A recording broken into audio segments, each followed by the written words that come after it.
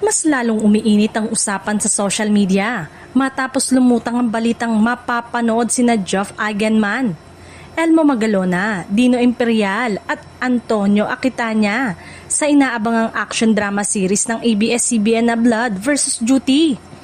Dahil sa bigat ng tema at matitinding eksena ng serye, agad itong naging sentro ng atensyon ng mga manonood.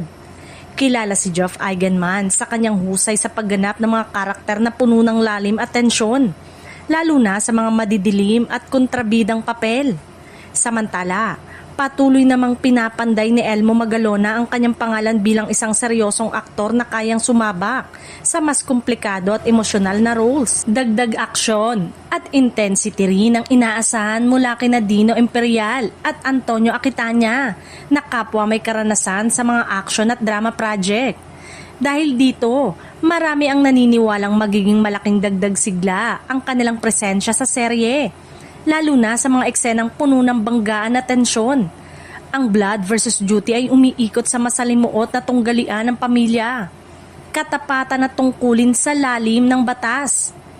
Tampok dito ang madudugong sagupaan, emosyonal na desisyon at mga karakter na haharapin sa mabibigat na pagsubok kung saan kailangan pumili sa pagitan ng dugo at obligasyon. Sa kanilang paglahok, inaasahang mas lalong lalalim at titindi ang takbo ng kwento. Marami sa mga netizen ang nagsasabing swak na swak ang apat na aktor sa seryeng puno ng aksyon at drama. Patuloy na hinihikayat ang publiko na abangan ang mga susunod na anunsyo mula sa ABS-CBN para sa opisyal na detalye ng cast.